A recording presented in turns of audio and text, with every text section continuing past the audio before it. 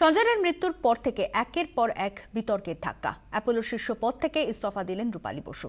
তার জায়গায় অ্যাপোলো কলকাতার দায়িত্ব সামলাবেন রানা দাশগুপ্ত। সঞ্জয় রায়, রত্না ঘোষ, বেলেঘাটার তরুণী, একের পর এক বিতর্ক, চিকিৎসায় গাফিলতির অভিযোগ, অ্যাপোলোর ভাবমূর্তিতে ধাক্কা।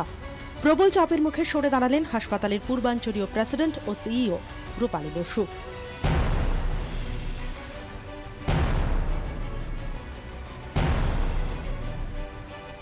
শুরুটা টাউন হলে বেসরকারি হাসপাতালগুলোকে নিয়ে মুখ্যমন্ত্রীর বৈঠকে। লাগাম ছাড়া বিল ও চিকিৎসায় গাফিলতির অভিযোগে সেদিন মমতা বন্দ্যোপাধ্যায়ের ধমক খান অ্যাপোলোর সিইও। তারপরে প্রকাশ্যে আসে সঞ্জয় রায়ের ঘটনা। অ্যাপোলোর বিরুদ্ধে গাফিলতির অভিযোগ তোলে সঞ্জয় রায়ের পরিবার। রাজ্য জুড়ে শোরগোল পড়ে যায়। তারপর থেকে উঠেছে একের পর এক অভিযোগ। অভিযোগ ওঠে টপ ম্যানেজমেন্টের চাপে সিদ্ধান্ত নিতে বাধ্য হন অ্যাপোলোর চিকিৎসকরা। প্রশ্নের মুখে পড়তে শুরু করে দেশের বেসরকারি চিকিৎসায় অন্যতম পথিকৃৎ অ্যাপোলোর ব্র্যান্ড ভ্যালু। প্রশ্ন উঠতে শুরু করে রূপালীর ভূমিকা নিয়েও। পরিস্থিতি খতিয়ে দেখতে চেন্নাই থেকে উড়ে আসে অ্যাপোলোর 60 সদস্যের তদন্তকারী দল। দুদিন ধরে ম্যানেজিং ডিরেক্টর প্রেথা রেড্ডির নেতৃত্বে দলটি হাসপাতালের পরিস্থিতি পর্যালোচনা করে।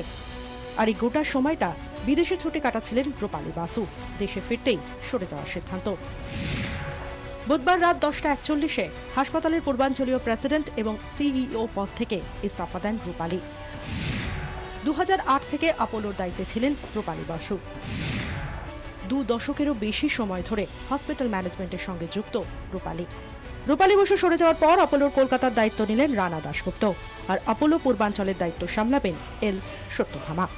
ব্যুরো রিপোর্ট, 24 ঘন্টা।